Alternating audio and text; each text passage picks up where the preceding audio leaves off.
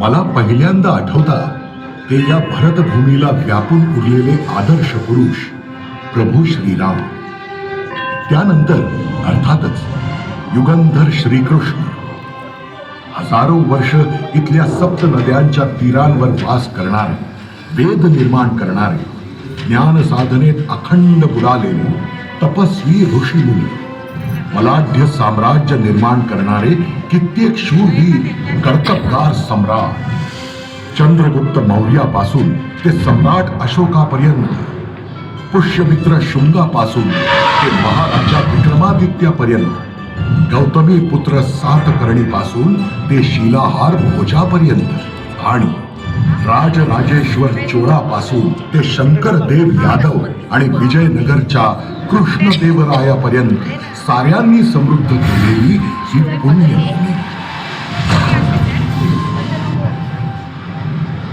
काय नव्हतं इथे?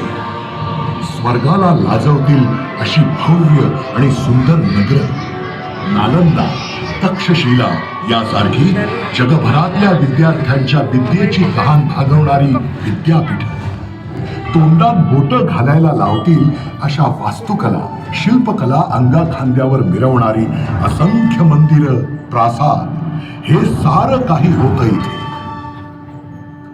पण 800 वर्षांपूर्वी या समृद्धीला, या सौंदर्याला दृष्ट लागली.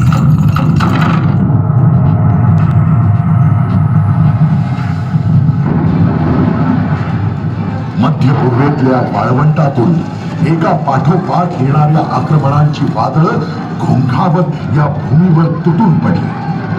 वखवखलेल्या नजरांनी, वासनांनी हा आसमंत घेरून टाकला. जणू काही टोळधाडीच. सोमनाथाचं मंदिर फुटलं, अयोध्या लुटली, काशी विश्वेश्वर बुडाला, पार दक्षिणेच्या देवगिरी, विजयनगरच्या साम्राज्यापर्यंत सगळं काही या आक्रमकांनी अक्षरशः ओरबाडून नेलं. इथल्या प्रजेनं अशी क्रूरता, असे अत्याचार कधी पाहिलेच नव्हते. कधीही न संपणारी एक रात्र इथे अवतरली, काळ रात्र.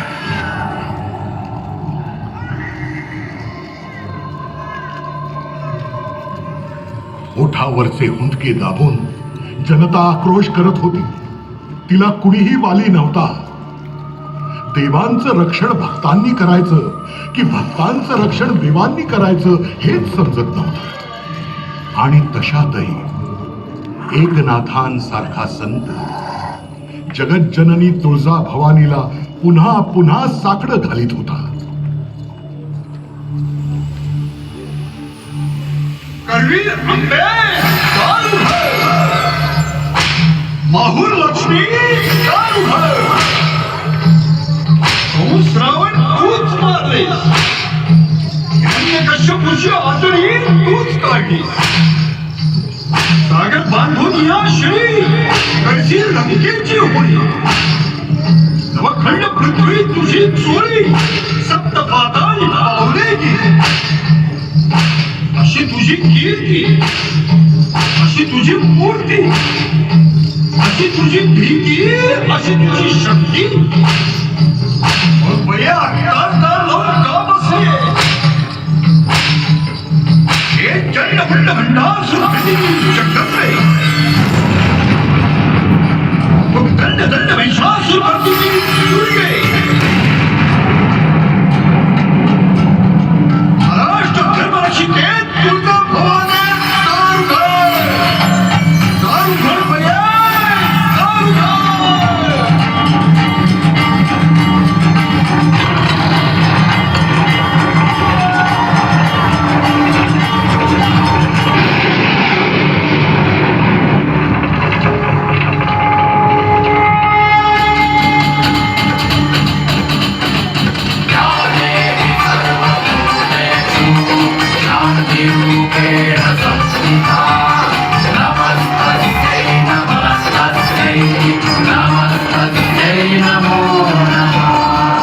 आणि तरी बयेनं दार उघडायला 300 वर्ष घेतली.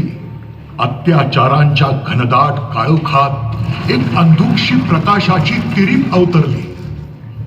शहाजी राजे भोसले, प्रजेच्या दीनवाण्या अवस्थेची जाणीव असलेला पहिला मराठी सरदार. निजामशाही, आदिलशाही, कुतुबशाही, मुघल शत्रूंनी चारी बाजूनी घेरून टाकलं होतं. त्यांच्या विरुद्ध उभं राहायचे प्रयत्न आम्ही केले, पण आम्हाला अपयश आलं. आम्ही कमी पडलो, आम्हाला स्वातंत्र्यानं हुलकावणी दिली. पण आमच्या राणी साहेब, जिजाऊ, त्या आमच्याही पेक्षा हट्टी. त्यांना ही गुलामगिरी मुळीच मान्य नव्हती.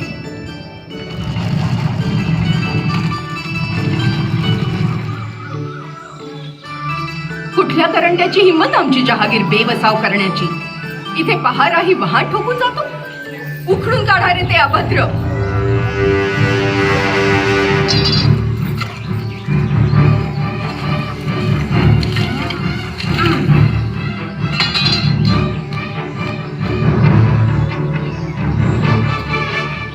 सरकार कशापायी हे? अहो सरकार, राव इथं गाढवाचा नांगर फिरवून गेलाय. म्हणलं खबरदार, परत इथं आला तर. आम्ही आलोय ना आता. अजिबात घाबरण्याचं कारण नाही. त्याला पुन्हा इकडे डोळा वर करून बघायची हिंमत तर होऊ दे. आता इथे कोणालाही भ्यायचं कारण नाही. ही भूमी आपली आहे. शिवबा, आपल्याला ही भूमी पुन्हा बसवायची आहे. जिथे गाढवाचा नांगर चालला तिथे सोन्याचा नांगर धरायचा आहे. गजाननाच्या आशीर्वादानं आणि तुमच्या कर्तृत्वानं गोरगरिबांची प्रजा इथं कुठल्याही भीतीशिवाय राहिली पाहिजे. सरकार, इथं गावात एक चांगला गणपती बी होता. तो पण आता ठाकरांच्या वाड्यात कसं बस तग धरून आहे. असं त्या गजाननाची पूजा करून प्राणप्रतिष्ठा करूया. उत्तम मंदिरात त्याची स्थापना करूया. आता यापुढे कसब्यातला गणपती आपल्या पुण्याची ग्रामदेवता असेल. या पुण्यभूमीत जिजाऊ साहेब आणि बाळराजांच्या रूपानं जणू सोन्याच्या पावलांनी लक्ष्मीनच प्रवेश केला. हरि ओम नमस्ते गणपतये त्वमेव प्रत्यक्षं तत्त्वमसि त्वमेव केवलं गणनासि. एका फार मोठ्या स्वप्नाचं बीज कसब्यातील ठिकारांच्या वाड्यातील भिंतीतल्या गजाननाच्या साक्षीनं इथल्या भूमीत रुजलं. बाळराजे, आमची खात्री आहे गजाननाचे आशीर्वाद आपल्या कायम पाठीशी आहेत. आपण हे कार्य सहज सिद्धीस नेऊ शकाल. आऊसाहेब, आपलाही आशीर्वाद असावा. हे राज्य व्हावे ही तो श्रींची इच्छा.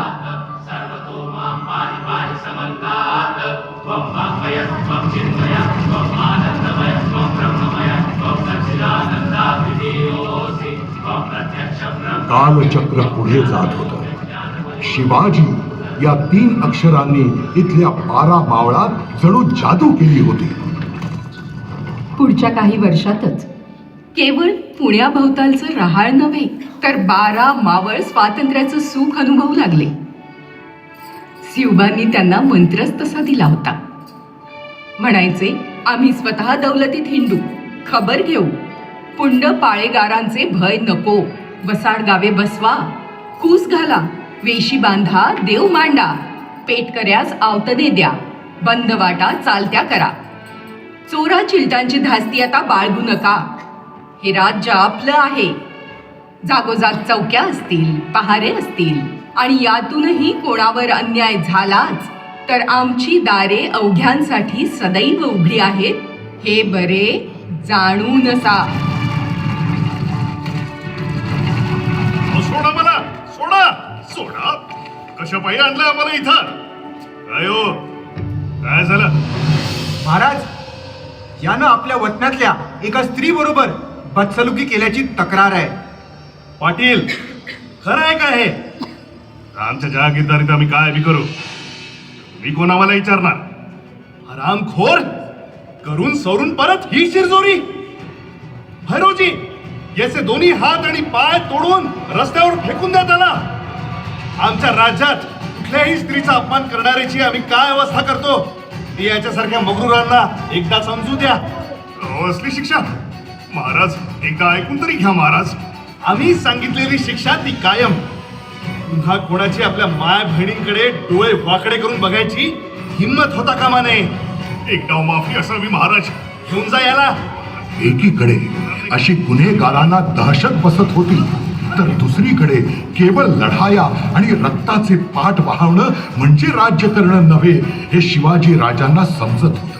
कितीतरी कामं करायची होती, धारा वसुली नीट करायची होती, सरकारी नियम कानून चांगले करायचे होते, बागा आमराया खुलवायच्या होत्या, बंधाऱ्यांनी धरणं बांधायची होती. राजांची नजर रक्तपारखी. त्यांनी दफ्तरी कामकाज उत्तम पद्धतीनं चालवण्यासाठी जशी सक्षम माणसं नेमली तसेच दगडांमधून हिरे शोधून काढले. महाराज, हा खडक फोडून घेतला की पावसात येणाऱ्या पाण्याचा आपल्याला चांगलाच उपयोग होईल. हा खडक चिमणाजी हे दोघच फोडणार आहेत. 100 माणसांचं काम तुम्ही यांना सांगितलं. कोण येथे? अहो महाराज, हे ऐकायलाच तयार नाही. म्हणतात हे तर स्वतः महाराजांचं काम आहे. कशाला हवी आहे गर्दी? आम्ही दोघच बास झालो. आम्ही दोघच फोडून काढू हा खडक. येस बा.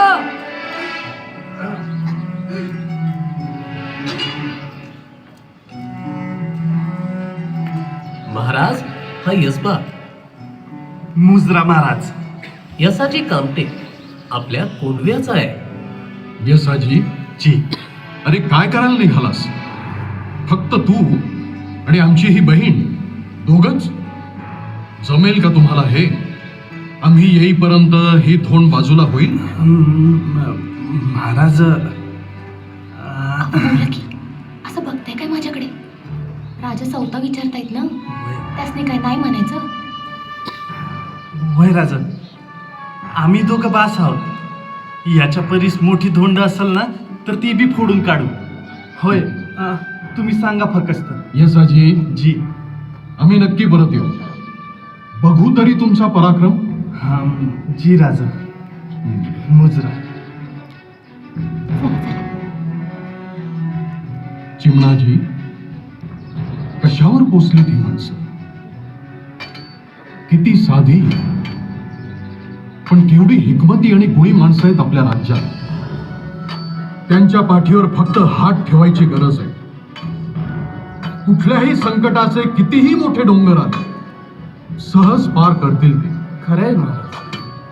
हा यसाजी आणि त्याची लक्ष्मी दोघांवर लक्ष ठेवा.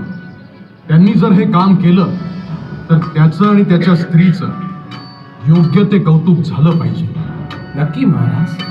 आपल्या रयतेला असं लेकरासारखं जपणारा राजा होता हा. त्यांच्या भाजीच्या देठासही विना मोबदला हात लावलेला खपायचा नाही त्याला. पण राज्य चालवणं सोपी गोष्ट नव्हती. ही तारेवरची कसरत शिवाजी राजे कशी करत असतील? महाराज, हे लोक दुष्काळाचं कारण घेऊन आले. तुम्हाला भेटल्याशिवाय जाणार नाही म्हणतात. भेटूनच जाणार आहे आम्ही. महाराज, आमदा पावसाने लई वड दिले. अन्नी टंचाईच्या धामधुमीत कुंभा बी नाही झाला. जनावरं ऐकायला लागली, हत्यार बी नाही. या साली साऱ्यात माफी दिली तर बरं होईल बघा. पण महाराज, पंत, त्यांची कैफियत आम्ही ऐकली. त्यांच्या म्हणण्यात अर्थ आहे. अहो, ही आपली रयत. त्यांची काळजी आपण नाही करणार तर मग कोण? साऱ्यात थोडी सवलत द्यावी असे आम्हासही वाटते. जी महाराज. आणि अजून एक करा. गरजू कुणब्यांना रोख मदत करण्यापेक्षा सरकारातून एक बैलजोडी आणि एक नांगर देखील द्या. त्यांचं काम सुरू राहील असं बघा. पण महाराज, ते रेन कशी फेडणार? महाराज, आम्हाला जादा काय बी नको.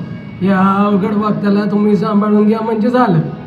पुढची झाली पुरं रेन फेडू भाऊ आणि आईची आण. दादा, एवढी मोठी शपथ घ्यायची गरज नाहीये.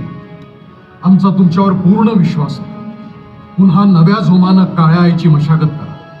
काम दुट्टीनं कमवा आणि मग सरकारचं ऋण फेडा. चला, मी म्हटलं महाराज. पण महाराज, पंत, तुमच्या मनात काय आलं हे आम्हाला कळलंय. आज दुष्काळाच्या झळीत हे भाजले जात आहे.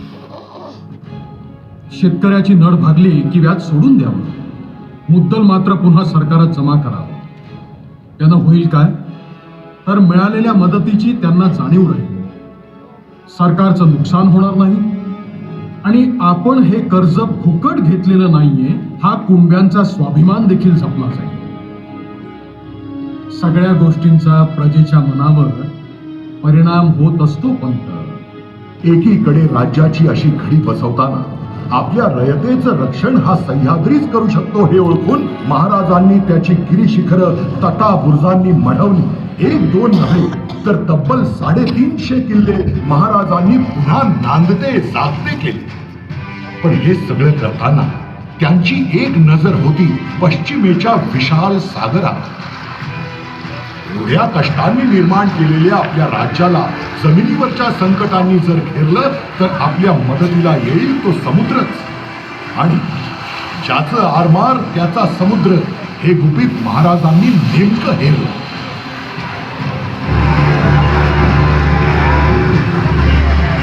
आणि काय चमत्कार, केवळ काही वर्षात अगदी टोपीकरांनाही लाजले असं स्वराज्याचं आरमार सिंधू सागरात अभिमानानं विहार करीत आले.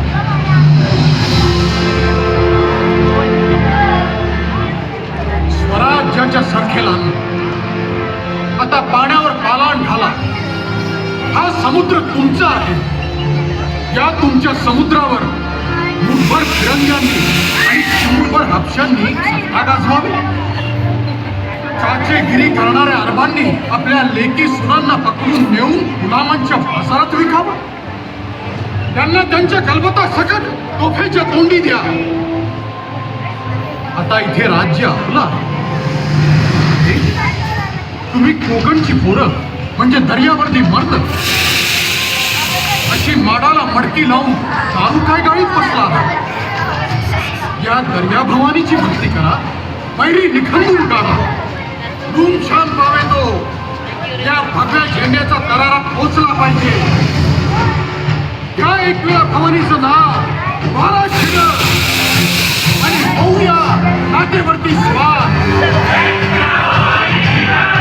एकविरा भवानी की जय.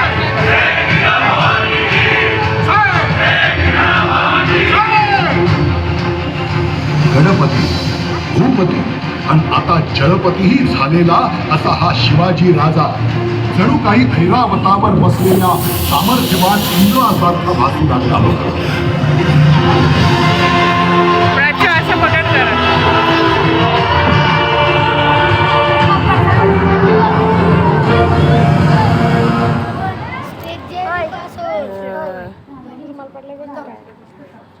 शिवरायांनी मग आपली नजर वळवली ती स्वधर्म रक्षणावर.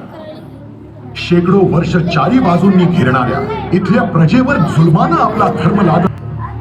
महाराज, हे आपल्या प्रजेवर आपल्या धर्मात याची सक्ती करत होते. धर्माची सक्ती असेल कोणाला यांचा धर्म स्वीकारायचं तर? महाराज, हे इथल्या सगळ्या लोकांना जबरदस्तीने गावागावातून हाकलून लावत होते. हे परदेशातून येणार आणि इथल्या स्थानिकांवर त्यांच्या धर्माची सक्ती करणार. विचारा यांना, धर्मांतराचा आदेश खरा आहे का? आणि तो जर खरा असेल तर तो अन्याय. विचारा. Un păcetul curbisau. Fui hermingi, fui to. Ei, te hana hove. O pader, tenere cite आवाज. महाराज, हे म्हणतात की ही जमीन त्यांची असून त्यांचा राजा जो आदेश देईल तो इथल्या प्रजेला मान्य करावा लागेल. असं सांगा यांना. ते आता ज्या जमिनीवर उभे आहेत ती जमीन आमची आहे आणि आमचा आदेश आहे. बदला धर्म. हा हिंदू मान्य आहे तुम्हाला? विचारा. वसे नसता येईल या हाकी करतात. नाही सेम महाराज, नकार समजला. बघा उन्मत्तपणा, बघा यांचा. म्हणजे हे दुसऱ्यांवर त्यांच्या धर्माची सक्ती करणार आणि ती गोष्ट त्यांना स्वतःला मान्य नाही. सोडू नका यांना. मुलकी छटा यांची समजू दे यांच्या विसरायला की हा असा उत्तमपणा याच्या पुढे खपवून घेतला जाणार नाही. घेऊन जा रे यांना. महाराजांनी विकृतीचं उत्तर जशास तसं दिलं, तसंच सुकृतीचं उत्तरही तितक्याच उदारपणे दिलं. सुरतेच्या स्वारीत घडलेला हा प्रसंगच साक्षीला आहे. ही जाइनिस नहीं फादर अफरोज, हमारा चर्च गिरजाघर है. हम यहाँ किसी को तकलीफ नहीं देता. हम यहाँ सबकी मदद करता है.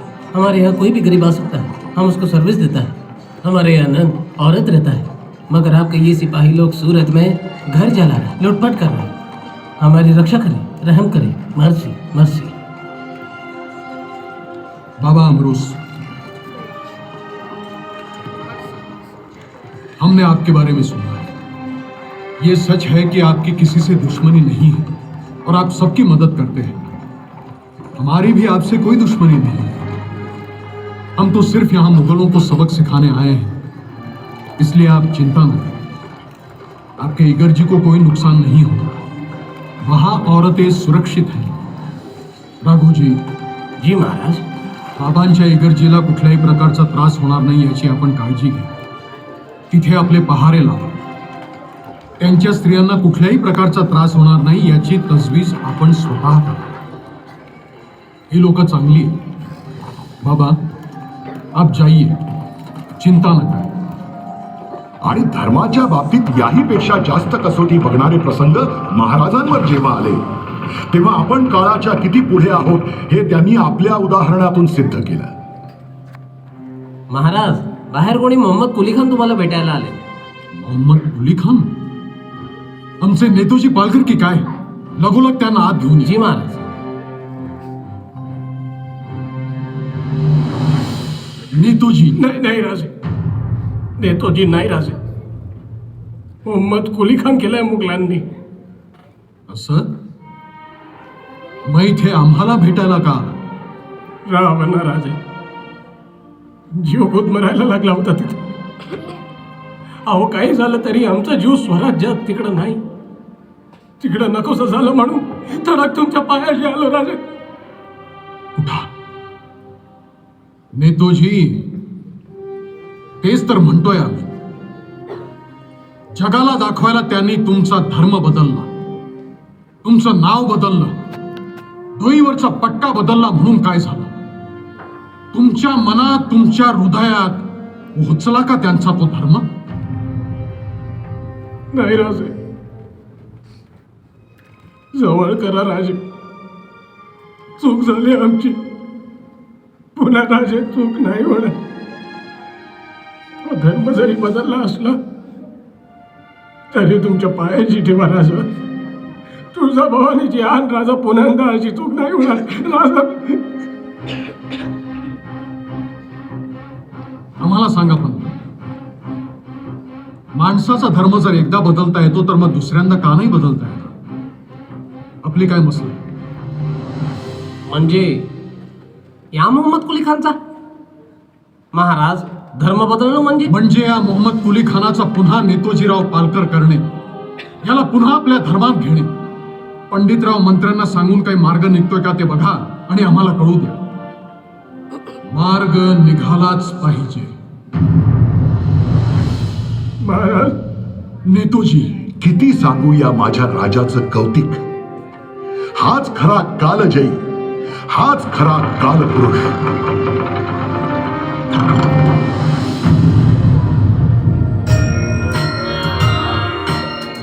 थांबणं हे या महामानवाला मान्यच नव्हतं. कर्नाटकातील समोत्तीर पेरुमल आणि शोणाचलपतीची मंदिरे जी सुलतानांनी फोडली होती आणि तिथं प्रार्थनास्थळ उभारली होती, त्याच जागी महाराजांनी पुन्हा पूर्वीप्रमाणे सुंदर मंदिरं निर्माण केली. गोव्याच्या सप्तकोटेश्वराला फिरंग्यांनी तोशीस दिली, त्याचाही जीर्णोद्धार केला. आमच्या धर्माची अवहेलना केली नाहीत तर विनाकारण कुठल्याही परधर्माला आमच्याकडून तोशीस दिली जाणार नाही. इतकं साधं आणि सरळ ब्रीद होतं स्वराज्याचं.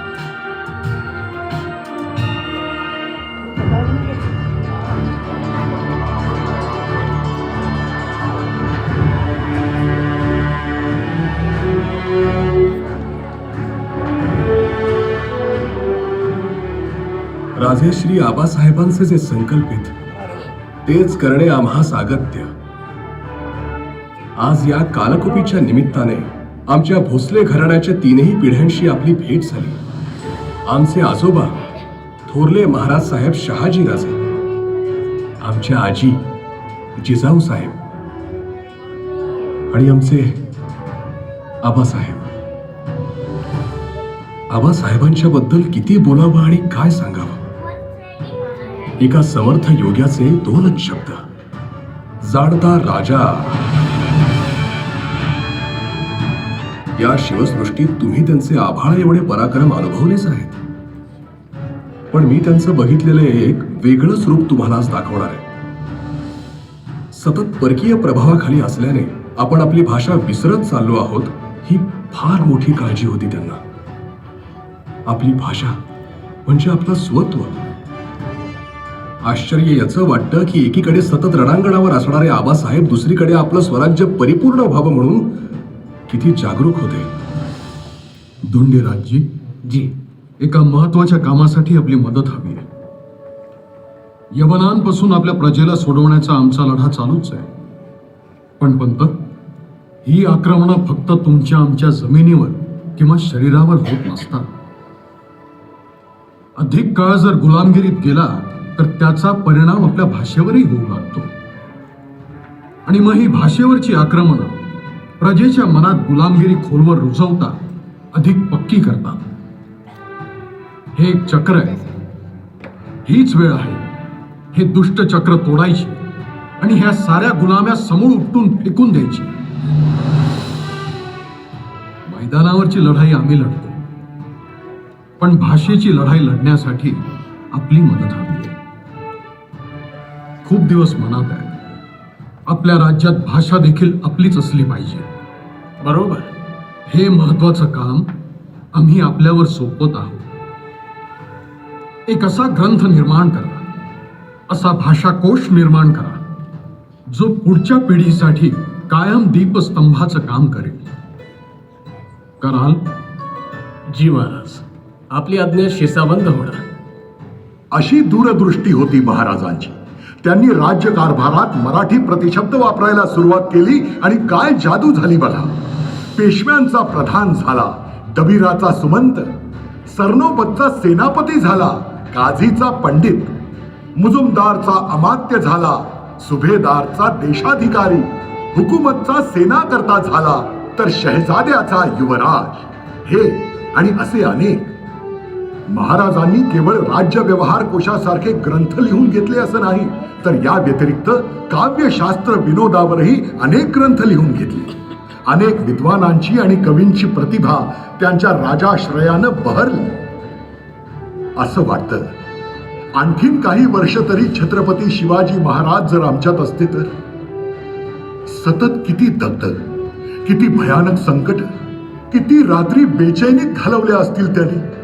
सगळे फासे उलटे पडत असताना कसा आपल्या सहकार्यांना धीर दिला असेल त्यांनी. खरोखर असा माणूस, असा सेनानी, असा राजा जगात दुसरा नाही.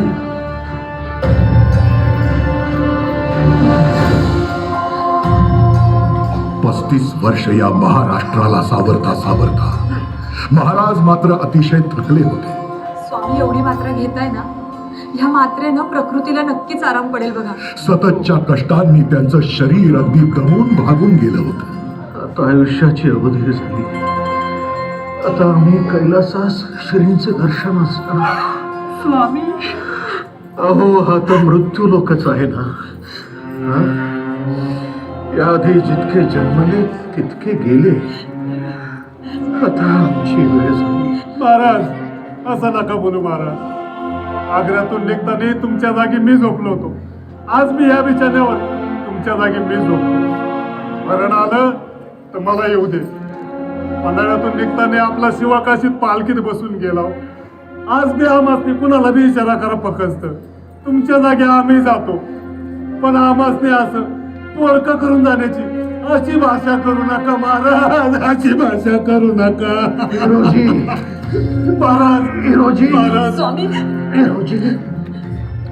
आग्र्यात तुम्ही जणू आम्हाला पुनर्जन्मच दिलात. स्वतःच्या जीवाची पर्वा न करता आम्हाला प्राणपणानं जपलं.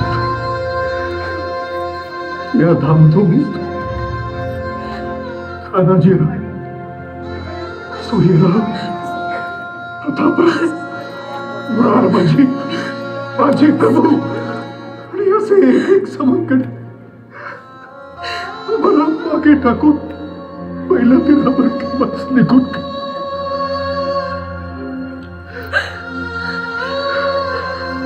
आता आऊसाहेब आऊसाहेबांची वाट बघतात. स्वामी आता त्यांच्या कुशीत विश्रांती. त्यांच्या कुशीत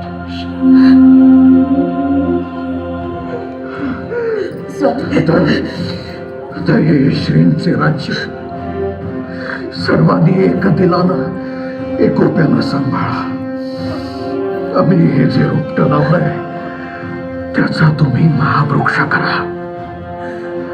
सिंधू नदीच्या उगमापासून कावेरीच्या दक्षिण तीरापर्यंत हा अवघा मुलूक मुक्त करा. मुक्त करा. तीर्थक्षेत्रे महाक्षेत्रे सोडवा.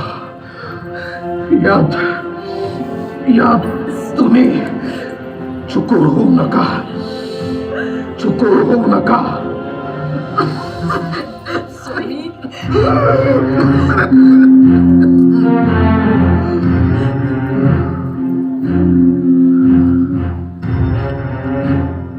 आता साऱ्यांनी बाहेर जा. बाहेर जा. साऱ्यांनी बाहेर जा. आम्हाला श्रींचे स्मरण करू द्या. जा. श्रींचे स्मरण करू द्या.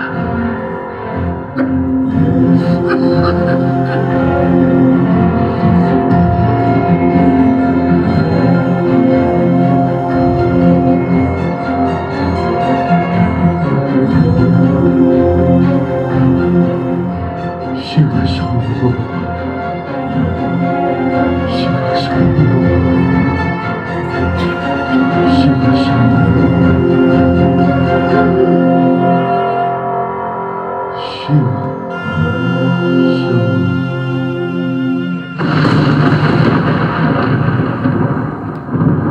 या भूमंडळाचे ठाई